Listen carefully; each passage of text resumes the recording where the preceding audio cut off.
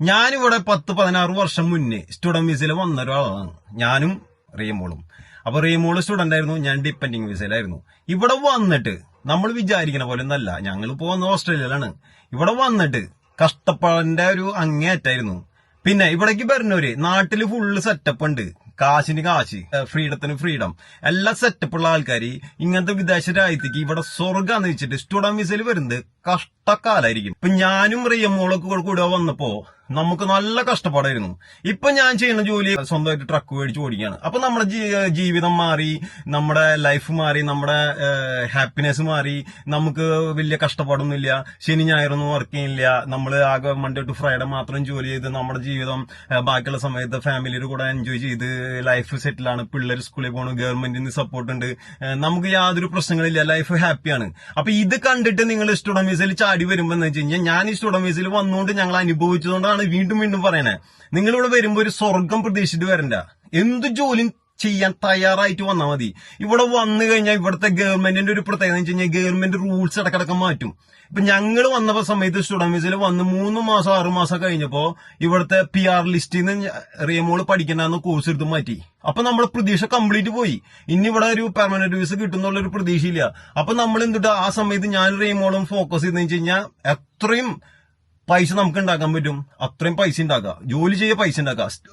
പഠനത്തിൽ നിന്ന് അങ്ങോട്ട് മാറി നിൽക്കേണ്ടി വന്നു. കാരണം വെച്ചാൽ നമുക്ക് വേറെ പ്രതീക്ഷയിലുണ്ടായപ്പോ. അത് കഴിഞ്ഞിട്ട് പിന്നെ നമുക്ക് പല ഓപ്ഷൻസുകൾ വന്നപ്പോ അതില് പ്രതീക്ഷ വന്നു. എന്ന് വെച്ച് കഴിഞ്ഞാൽ ഇന്ന കോഴ്സ് പഠിച്ചാൽ നമുക്കിത് PR കിട്ടാൻ സാധ്യതയുണ്ട്. വൺസ് ഇവിടെ വന്ന് പെട്ട് കഴിഞ്ഞാൽ, നിങ്ങൾ ഫൈറ്റ് ചെയ്ത് കഴിഞ്ഞാൽ, നിങ്ങൾ ഫൈറ്റ് ചെയ്യാൻ റെഡി ആണെങ്കിൽ നിങ്ങൾക്ക് ഇവിടുന്ന് എങ്ങനെയും ഒന്നിങ്ങനെ പൈസ, അല്ലെങ്കിൽ നിങ്ങൾക്ക് ഇവിടുന്ന് PR കിട്ടി ഇവിടെ സെറ്റിൽ ആവാൻ പറ്റും. ഈ 2 കാര്യം എയിം ചെയ്തിട്ട് വന്നാൽ മതി. കാരണം നമ്മളിവിടെ വരുമ്പോ 0 ആയിട്ടാണ് വരുന്നത്. നമ്മൾ ഇവിടുന്ന് പച്ചപ്പിടിച്ച് കയറി വരണമെങ്കിൽ ഉണ്ടല്ലോ സമയം എടുക്കും.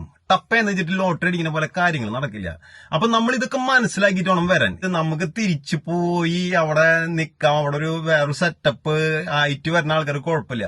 നമ്മൾ എന്ന് പറഞ്ഞു കഴിഞ്ഞാൽ മൂട്ടില് തീ പിടിച്ച പോലെയായിരുന്നു. അതായത് ഇനി ഇവിടെ വന്നു, ഇനി ഇവിടെ എന്ത് കഷ്ടപ്പാടാണെങ്കിലും എന്ത് പണിയാണെങ്കിലും എന്ത് ജോലിയാണെങ്കിലും ചെയ്ത് രക്ഷപ്പെടാ എന്നുള്ളൊരു ലക്ഷ്യം മാത്രമേ ഉണ്ടാവുള്ളൂ.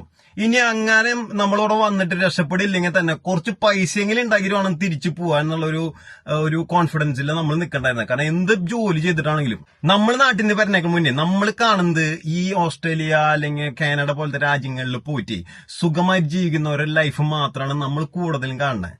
ഈ സ്റ്റുഡൻസ് ആയിട്ട് വന്നിട്ട് കഷ്ടപ്പാടൊക്കെ കഴിഞ്ഞിട്ടായിരിക്കും പലരും അവിടെ PR കിട്ടി, സിറ്റിസൺഷിപ്പ് കിട്ടിയൊക്കെ ആവുന്നത്. ഇപ്പൊ ഞാൻ ഇവിടെ വന്ന് പതുക്കെ പടിപടിയായിട്ട് കയറി. കാരണം നമുക്ക് നാട്ടിൽ നിന്ന് കൊണ്ടുവരാനൊന്നും ഉണ്ടായിരുന്നില്ല കാര്യമായിട്ട്. അപ്പൊ നമ്മളിവിടെ വന്നിട്ട് പടിപടിയായിട്ട് കയറി നമ്മളിപ്പോ ഇവിടെ സ്വന്തമായിട്ട് വീട് പണിത്. ഇത് ഞാനിപ്പോ പല വീഡിയോസും ഫേസ്ബുക്കിലൊക്കെ കണ്ടതിൽ എന്താ വെച്ച് കഴിഞ്ഞാൽ, പല കുട്ടികളും സ്റ്റുഡന്റ് വിസയിൽ വന്നിട്ട് അവര് കഷ്ടപ്പാടായി ചിലപ്പോൾ അവര് തിരിച്ചു പോയിണ്ടാവും.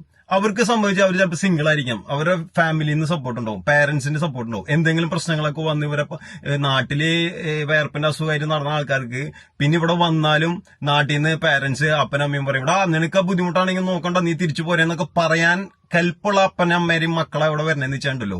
ഇവിടെ ചെയ്യണ ഓരോ ജോലികളും ഞാൻ നാട്ടിലാണെങ്കിൽ ഇതൊന്നും എനിക്ക് ചെയ്യേണ്ട ആവശ്യമില്ലല്ലോ, ഇതൊക്കെ എന്തിനു ഞാൻ ചെയ്യണേ. കാരണം അവിടെ അതുപോലെ ജീവിച്ചിട്ടുള്ള പിള്ളേരായിരിക്കും, അവരെ നല്ല സെറ്റപ്പില് പാരന്റ്സിന്റെ ഇഷ്ടം പോലെ കാശുണ്ടാവും. അപ്പൊ അങ്ങനെ ജീവിച്ചിട്ടുള്ള മക്കൾ ഇവിടെ വന്നു കഴിഞ്ഞാൽ അവർക്ക് ഭയങ്കര ബുദ്ധിമുട്ടായിട്ട് അവർ തിരിച്ചു പോകും. തിരിച്ചു പോയി കഴിഞ്ഞിട്ട് പിന്നെ ഓസ്ട്രേലിയനെ കുറ്റം പറയും, കാനഡനെ കുറ്റം പറയും, UK കുറ്റം പറഞ്ഞിട്ട് കാര്യമില്ല. നിങ്ങൾ ഇവിടെ വരുന്നത് സ്റ്റുഡന്റ് വിസയിലാണ്, പഠിക്കാനാണ്. പഠിക്കാൻ വരുന്നതിന്റെ കൂടെ പാർട്ട് ടൈം ആയിട്ട് ജോലി ചെയ്യാനുള്ള സൗകര്യം അവർ തരുന്നു എന്ന് മാത്രമേ ഉള്ളൂ.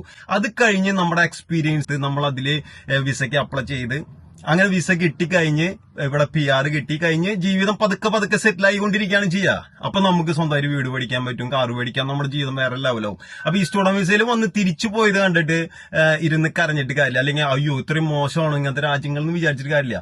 പിന്നെ ഇവിടുന്ന് പറയുന്ന പലരും ഇവിടുത്തെ നല്ല കാര്യങ്ങൾ മാത്രമായിരിക്കും കാണിക്കുക. ഇപ്പൊ നമ്മള് വ്ളോഗ് ചെയ്യുകയാണെങ്കിലും ഇവിടുത്തെ ജീവിതത്തിനെ പറ്റി പറയുമ്പോഴും നമ്മൾ ഇവിടുത്തെ കൂടുതൽ നല്ല കാര്യങ്ങളായിരിക്കും ഈ പുറത്തുള്ള ആൾക്കാർ പറയാം. ഇവിടെയുള്ള ബുദ്ധിമുട്ടുകളുടെ കാര്യങ്ങൾ പലരും പറയില്ല. പ്രത്യേകിച്ച് ഇവിടേക്ക് ഡയറക്റ്റ് PR ആയിട്ട് വരെ മിനിമം ഒരു വർക്ക് വിസയിലെങ്കിലും വരാണെങ്കിൽ വലിയ കുഴപ്പമില്ലാത്തൊരു സെറ്റപ്പ് ആയിരിക്കും. കാരണം വരുമ്പോ തന്നെ PR ഉണ്ടെങ്കിൽ തന്നെ നമുക്ക് ഇവിടെ ജോലി ഇല്ലെങ്കിൽ തന്നെ ഗവൺമെന്റ് നമുക്കൊരു ചെറിയ സപ്പോർട്ട്. എനിക്കിപ്പോ ജോലി പോയി കഴിഞ്ഞാൽ നമുക്ക് ഗവൺമെന്റിൽ നിന്ന് സപ്പോർട്ട് കിട്ടും. നമുക്കൊരു ഇൻകം അല്ലെങ്കിൽ പുതിയൊരു ജോലി കണ്ടെത്തണ വരെ ഒരു സപ്പോർട്ട് കിട്ടും. പലരും ഇങ്ങനെ പറയാത്തതെന്ന് വെച്ച് കഴിഞ്ഞാൽ, ഇത് പറയുമ്പോ ഇത് കേൾക്കുന്ന സ്റ്റുഡൻസ് വിചാരിക്കുന്നത് ഇവരൊക്കെ സ്റ്റുഡന്റ് വിസയിൽ പോയിട്ട് അവിടെ സെറ്റിലായി, ഇനിയിപ്പോ നമ്മള് വരാണ്ടിരിക്കാനായിരിക്കും, അല്ലെങ്കിൽ നമ്മള് വരേണ്ടവര് എന്തിനാണോ തടയണേ, അങ്ങനെയൊക്കെ ഒരു ഡൗട്ടുകളായിരിക്കും വരാ.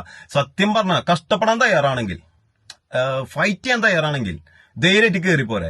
പക്ഷെ നിങ്ങൾ ഇവിടെ വന്നിട്ട് ഞാൻ ഇന്ന ജോലി ചെയ്തു, ഇതിനേക്കാൾ നല്ല നാട്ടിലാണ്, ഇവിടെ ഇന്ന ജോലി ചെയ്തു, നാട്ടിലാണ് ഇതിനേക്കാൾ നല്ലതെന്നൊക്കെ കമ്പയർ ചെയ്ത് ജീവിക്കാനാ വരണമെന്ന് വെച്ച് കഴിഞ്ഞാൽ നിങ്ങൾക്ക് ബുദ്ധിമുട്ടായിരിക്കും. പിന്നെ പ്രത്യേകിച്ച് സാമ്പത്തികമായിട്ട് നല്ല സെറ്റപ്പ് ഉണ്ട്, നാട്ടിൽ നല്ല ഫ്രീഡം ഉണ്ട്, നിങ്ങൾ ഇഷ്ടമുള്ള പോലെയൊക്കെ ജീവിച്ചിട്ടുള്ള ഒരാൾക്ക് ഇവിടെ വരുമ്പോ എന്തൊക്കെ പറഞ്ഞാലും ചുമ്മാ ഒന്നും നടക്കാൻ പറ്റില്ല.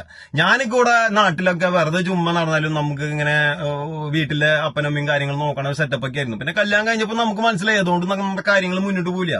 നമ്മള് കഷ്ടപ്പെടാൻ തയ്യാറായിട്ട് തന്നെ ഇങ്ങോട്ട് തിരിച്ചു വന്നേ.